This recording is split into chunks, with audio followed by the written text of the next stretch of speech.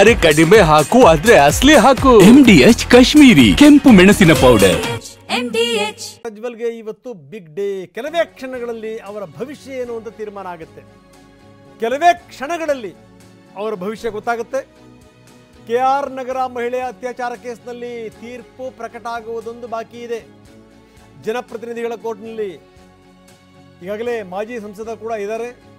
ಬೆಂಗಳೂರಿನ ಜನಪ್ರತಿನಿಧಿಗಳ ವಿಶೇಷ ಕೋರ್ಟ್ ಒಟ್ಟು 4 ಕೇಸ್ಗಳ ಪೈಕಿ ಒಂದು ಕೇಸ್ನಲ್ಲಿ ಇವತ್ತು ತೀರ್ಪು ಬರುತ್ತೆ. ಈಗಾಗಲೇ ಕಳೆದ 14 ತಿಂಗಳಿಂದ ಇವರು ಜೈಲಿನಲ್ಲಿದ್ದಾರೆ. ನ್ಯಾಯಮೂರ್ತಿಗಳು ತೀರ್ಪನ್ನು ಬರೆಸ್ತಾ ಇದ್ದಾರೆ ಅವ್ರ ಕೋಣೆಯಲ್ಲಿ. ಕೆಲವೇ ಕ್ಷಣಗಳಲ್ಲಿ ತೀರ್ಪನ್ನು ಪ್ರಕಟಿಸ್ತಾರೆ. ಯಾಕಂದರೆ ಕೋರ್ಟ್ ಇದಕ್ಕೆ ಸಂಬಂಧಪಟ್ಟಂಗೆ ಸ್ಪಷ್ಟೀಕರಣ ಕೇಳಿತ್ತು. ಹೀಗಾಗಿನೇ ಇವತ್ತಿಗೆ ಆ ಕೇಸನ್ನು ಹಾಕಲಾಗಿತ್ತು. ಅಂದರೆ ತೀರ್ಪನ್ನು ಪ್ರಕಟಿಸೋಕ್ಕಿಂತ ಮೊದಲು ಒಂದಷ್ಟು ನನಗೆ ವಿವರಗಳ ಬೇಕು ಅಂತ ಕೋರ್ಟ್ ಕೇಳಿತ್ತು. ಅಂದರೆ ಗೂಗಲ್ ಮ್ಯಾಪ್ ಆಧರಿಸಿದ್ದು ಗೂಗಲ್ ಕಂಪ್ನಿ ದೃಢೀಕರಣ ಇಲ್ಲದೇ ಪರಿಗಣಿಸಬಹುದಾ ಅನ್ನುವಂಥದ್ದು, ಇದೆಲ್ಲವನ್ನೂ ಕೂಡ ಕೆಲವೊಂದು ಸ್ಪಷ್ಟನೆಯನ್ನು ಕೇಳಿತ್ತು. ಅದಕ್ಕೆ ಸ್ಪಷ್ಟನೆ ಕೊಡಲಾಗಿದೆ. ಗೂಗಲ್ ಮ್ಯಾಪನ್ನು ಕೂಡ ಸಾಕ್ಷಿಯನ್ನಾಗಿ ಪರಿಗಣಿಸಬಹುದೇ ಅನ್ನುವಂಥ ಸ್ಪಷ್ಟೀಕರಣವನ್ನು ಕೋರ್ಟ್ ಕೇಳಿತ್ತು.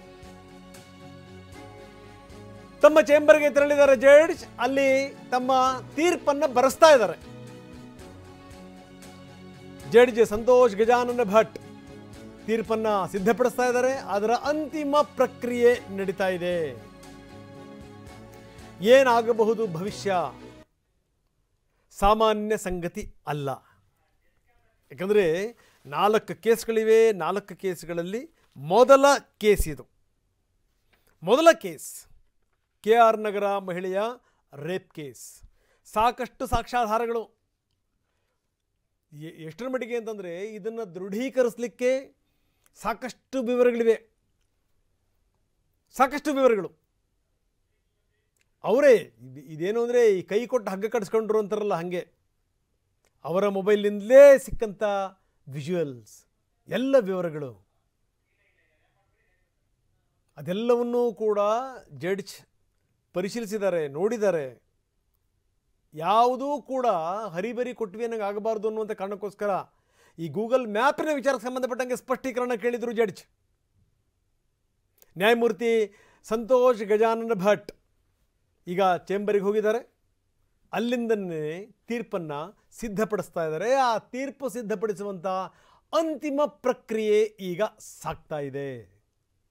ಫೈನಲಿ ಪ್ರಜ್ವಲ್ ರೇವಣ್ಣನ ಭವಿಷ್ಯ ಏನು ಇನ್ನು ಕೆಲವೇ ಕ್ಷಣಗಳಲ್ಲಿ ತೀರ್ಮಾನ ಆಗುತ್ತೆ. ಕೆಲವೇ ಕ್ಷಣಗಳಲ್ಲಿ. ಒಂದೆರಡಲ್ಲ 4 ಕೇಸ್ಗಳಿವೆ. ಆ 4 ಕೇಸ್ಗಳಲ್ಲಿ ತುಂಬ ಸ್ಟ್ರಾಂಗ್ ಕೇಸ್ ಇದೇನೆ. ತುಂಬ ಸ್ಟ್ರಾಂಗ್ ಕೇಸ್. ಆಕೆಯನ್ನು ಕರೆಸಿ, ಬಹಳ ಗುಟ್ಟಾಗಿ ಕರೆಸಿ, ಆಕೆಯಿಂದ ಸ್ಟೇಟ್ಮೆಂಟನ್ನು ಕೊಡಿಸಿ ಮತ್ತು ಸುರಕ್ಷಿತವಾಗಿ ಆಕೆಯನ್ನು ಎಲ್ಲಿಡಬೇಕೋ ಅಲ್ಲೇ ಇಟ್ಟಿದ್ದಾರೆ. ಅಷ್ಟರ ಮಟ್ಟಿಗೆ ನಡೆದಿದೆ. ಎಲ್ಲೂ ಕೂಡ ಲೋಪಗಳಾಗಬಾರದು ಅನ್ನುವಂಥ ಕಾರಣಕ್ಕೋಸ್ಕರ. ನಾಳೆ ಏನಾದರೂ ಈ ಪ್ರೆಷರಿಂದಲೋ ಅಥವಾ ಬೇರೆ ಬೇರೆ ಕಾರಣದಿಂದಲೋ ಏನಾದರೂ ಉಲ್ಟಾ ಹೊಡೆದು ಬಿಟ್ರೆ ಆ ರೀತಿ ಆಗಬಾರ್ದು ಅನ್ನುವಂಥ ಕಾರಣಕ್ಕೋಸ್ಕರ. ಹೀಗಾಗಿ KR ನಗರ ಮಹಿಳೆ ರೇಪ್ ಕೇಸ್ನಲ್ಲಿ ಇವತ್ತು ತೀರ್ಪು ಬರುತ್ತೆ. ಏನಾಗಬಹುದು ತೀರ್ಪು? ಈಗಾಗಲೇ 14 ತಿಂಗಳಾಯಿತು. 14 ತಿಂಗಳಿಂದ ಒಳಗಡೆ ಇದ್ದಾರೆ ಪ್ರಜ್ವಲ್ ರೇವಣ್ಣ.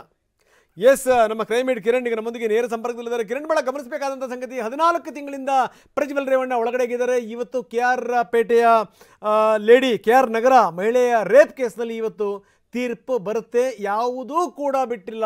ಜಡ್ಜ್ ಎಲ್ಲ ವಿವರಗಳನ್ನು ಕೂಡ ಕಲೆ ಹಾಕಿದ್ದಾರೆ. ಕೊನೆಗೇನು ಅಂದರೆ ಗೂಗಲ್ನಿಂದ ಏನೇನು ಸ್ಪಷ್ಟೀಕರಣ ಬೇಕು, ಏನು ಎತ್ತ, ಅದನ್ನೂ ಕೂಡ ಗೂಗಲ್ ಮ್ಯಾಪನ್ನು ಕೂಡ ಸಾಕ್ಷಿ ಅಂತ ಪರಿಗಣಿಸಬಹುದಾ ಅನ್ನೋದಕ್ಕೆ ಸಂಬಂಧಪಟ್ಟಂಗೆ ಸ್ಪಷ್ಟೀಕರಣವನ್ನು ಕೂಡ ಕೇಳಿದರು. ಈಗ ಅವರು ತಮ್ಮ ಚೇಂಬರಲ್ಲಿದ್ದಾರೆ. ಫೈನಲ್ ಏನು ಈ ಜಡ್ಜ್ಮೆಂಟನ್ನು ಬರೆಸ್ತಾ ಇದ್ದಾರೆ. ಕೆಲವೇ ಕ್ಷಣಗಳಲ್ಲಿ ಇವರ ಭವಿಷ್ಯ ಏನು, ಪ್ರಜ್ವಲ್ ರೇವಣ್ಣನ ಭವಿಷ್ಯ ಅನ್ನುವಂಥದ್ದು ತೀರ್ಮಾನ ಆಗುತ್ತೆ. ಕಿರಣ್, ಖಂಡಿತ ರಂಗನಾಥ್, ಈಗಾಗಲೇ 14 ತಿಂಗಳ ಕಾಲ ಈ ಒಂದು ಜೈಲಿನಲ್ಲಿರುವಂಥ ಪ್ರಜ್ವಲ್ ರೇವಣ್ಣ ಬಹುಶಃ ಇವತ್ತು ಈಗ ಇನ್ನು ಕೆಲವೇ ಕ್ಷಣದಲ್ಲಿ ತೀರ್ಮಾನ ಆಗುತ್ತೆ. ಮುಖ್ಯವಾಗಿ ಇದು ಪ್ರಮುಖವಾದ ಕೇಸು, ಏನು KR ನಗರದ ಮಹಿಳೆ ಮೇಲೆ ನಡೆದಂಥ ಏನು ಅತ್ಯಾಚಾರ ಪ್ರಕರಣ ಇದೆ, ಇದು ಆತನ ವಿರುದ್ಧ ಇರುವಂಥ ಪ್ರಮುಖ ಕೇಸು. ಇದಲ್ದಲ್ಲೇ ಇನ್ನು ಮತ್ತೆ 3 ಬೇರೆ ಬೇರೆ ಪ್ರಕರಣಗಳಿದೆ, ಅಂದರೆ ಇದೇ ರೀತಿ ಬೇರೆ ಬೇರೆ ಮಹಿಳೆಯರು ಕೊಟ್ಟಿರುವಂಥ ಕೇಸ್ಗಳು.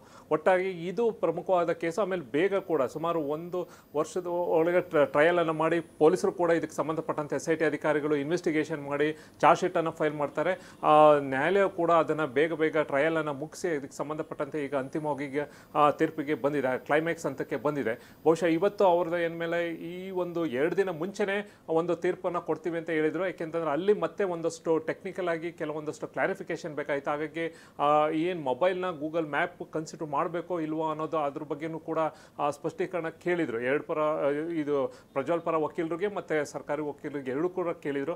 ಅವರವರ ವಾದವನ್ನು ಕೂಡ ಹೇಳಿದರು. ಅಂತಿಮವಾಗಿ ಇದೀಗ ಕನ್ಕ್ಲೂಷನ್ಗೆ ಬಂದಿದೆ, ಕ್ಲೈಮ್ಯಾಕ್ಸ್ ಹಂತಕ್ಕೆ ಬಂದಿದೆ. ಈಗ ಸಂಬಂಧಪಟ್ಟಂತೆ ಜಡ್ಜು ಕೂಡ, ಜನಪ್ರತಿನಿಧಿಗಳ ಕೋರ್ಟ್ನಿನ ಜಡ್ಜು ಕೂಡ ಈಗಷ್ಟೇ ಅವರ ಚೇಂಬರ್ಗೆ ಹೋಗಿದ್ದಾರೆ. ಬಹುಶಃ ಅವರು ಅಲ್ಲಿಂದ ಚೇಂಬರ್ನಿಂದ ಬಂದು ಮತ್ತು ಅವರ ಸೀಟಿಗೆ ಬಂದ ತಕ್ಷಣ ಈ ಒಂದು ತೀರ್ಪನ್ನು ಪ್ರಕಟಣೆ ಮಾಡ್ತಾರೆ. ಬಹುಶಃ ಅವ್ರಿಗೇನಾರ ಈ ಕೇಸಲ್ಲಿ ಶಿಕ್ಷೆ ಆಯಿತು ಅಂದರೆ ಶಿಕ್ಷೆ ಪ್ರಮಾಣದ ಬಗ್ಗೆ ಬಹುಶಃ ನಾಳೆ ಅದನ್ನು ಮಾಡ್ಬೋದು, ಅಥವಾ ಅದಕ್ಕೆ ಸಂಬಂಧಪಟ್ಟಂತೆ ಏನಾರ ಈ ಒಂದು ಪ್ರಕರಣದಲ್ಲಿ ಏನಾರ ಸಾಕ್ಷಿಗಳ ಅಂದರೆ ಕೊರತೆ ಸಂಬಂಧಪಟ್ಟಂಗೆ ಏನಾಯಿತು ಕಿರಣ್ ಬೇರೆ ಕೇಸ್ಗಳಿಗೆ ಸಂಬಂಧಪಟ್ಟಂಗೆ ಹೇಳೋದಾದ್ರೆ ಅದಕ್ಕಿಂತ ಇದರಲ್ಲಿ ಬಹಳಷ್ಟು ಸಾಕ್ಷ್ಯಗಳಿವೆ. ಜೊತೆಗೇನು ಅಂದರೆ ಪ್ರಬಲವಾದ ಸಾಕ್ಷ್ಯಗಳಿವೆ, ದೃಢೀಕರಿಸಬಹುದಾದಂಥ ಸಾಕ್ಷ್ಯಗಳಿವೆ. ಜೊತೆಗೇನು ಅಂದರೆ ಈ ಮಹಿಳೆಯನ್ನು ಕರ್ಕೊಂಡ್ಬಂದು ಸ್ಟೇಟ್ಮೆಂಟನ್ನು ಕೊಡಿಸಿರುವಂಥದ್ದು. ಹೀಗಾಗಿ ಈ ಕೇಸೇ ತುಂಬ ಸ್ಟ್ರಾಂಗ್ ಇದೆ, ಏನಂತೀರಿ? ಖಂಡಿತ ನಾನು ಹೇಳಿದ್ನಲ್ಲ, 4 ಪ್ರಕರಣದಲ್ಲಿ ಈ ಕೇಸು ಭಾಳ ಇಂಪಾರ್ಟೆಂಟ್ ಕೇಸು. ಆಮೇಲೆ ಹೆಚ್ಚಿನ ಎವಿಡೆನ್ಸ್ ಸಿಕ್ಕಿರುವಂಥ ಕೇಸು ಇದು. ಜೊತೆಗೆ ಇದಕ್ಕೆ ಸಂಬಂಧಪಟ್ಟಂತೆ ಸಾಕಷ್ಟು ಡ್ರಾಮಾಗಳಾಯಿತು. ಇದೇ ಒಂದು ಮಹಿಳೆ ವಿಚಾರಕ್ಕೆ ಸಂಬಂಧಪಟ್ಟಂತೆ ಅದು ಭವಾನಿ ರೇವಣ್ಣ ಇರ್ಬೋದು, ರೇವಣ್ಣನ ಮೇಲೆ ಇರ್ಬೋದು, ಆ ಕಿಡ್ನಾಪ್ ವಿಚಾರ ಇರ್ಬೋದು, ನಂತರ ಇದೆಲ್ಲವೂ ಕೂಡ ಸಾಕಷ್ಟು ಡ್ರಾಮಾ ಆಯಿತು. ಅಂತಿಮವಾಗಿ ಆಕೆ ಬಂದು ಮ್ಯಾಜಿಸ್ಟ್ರೇಟ್ ಮುಂದೆ ಕೂಡ ಏನು ವಿಕ್ಟಿಮು ಸ್ಟೇಟ್ಮೆಂಟನ್ನು ಕೂಡ ಕೊಟ್ಟಿದ್ರು. ಹಾಗಾಗಿ ಇದು ಪ್ರಮುಖವಾದ ಒಂದು ಕೇಸ್. ಈ ಒಂದು ಕೇಸಲ್ಲಿ ಬಹುಶಃ ಅವ್ರಿಗೇನು ಶಿಕ್ಷೆ ಉಳಿದಿದ್ದಂಥ ಕೇಸ್ಗಳು ಕೂಡ ಅದೇ ರೀತಿ ಪರಿಣಾಮ ಬೀಳುತ್ತೆ. ಆದರೆ ಇಲ್ಲಿರುವಂಥದ್ದು ಎಲ್ಲ, ಯಾಕೆಂದರೆ ಜಾಸ್ತಿ ಎವಿಡೆನ್ಸ್ ಸಿಕ್ಕಿರುವಂಥದ್ದು ಅದು ಟೆಕ್ನಿಕಲ್ ಎವಿಡೆನ್ಸ್ ಇರ್ಬೋದು, ಜೊತೆಗೆ ಕೆಲವೊಂದಷ್ಟು ಬೇರೆ ಬೇರೆ ಸಾಂದರ್ಭಿಕ ಎವಿಡೆನ್ಸ್ಗಳು ಕೂಡ ಏನೇನು ಸಿಕ್ಕಿದೆ, ಇದು ಬಹಳಷ್ಟು ಇಂಪಾರ್ಟೆಂಟ್ ಕೇಸು ಅಂತಾನೆ ಹೇಳಲಾಗ್ತಾ ಇದೆ. ಧನ್ಯವಾದ ಕಿರಣ್ ತಮ್ಮೆಲ್ಲ ಮಾಹಿತಿಗೆ. MDH ನ ಕಿಚನ್ ಅಲ್ಲಿದ್ರೆ ನಾವು ಎಲ್ಲವನ್ನು ಮಾಡಬಹುದು. ಬೆಂಗನ್ ಕಾ ಬರ್ತಾ, ಆಲೂ ಗೋಬಿ, ಭಿಂಡಿ ಮಸಾಲಾ, ಇನ್ನೂ ಬಹಳಷ್ಟು. MDH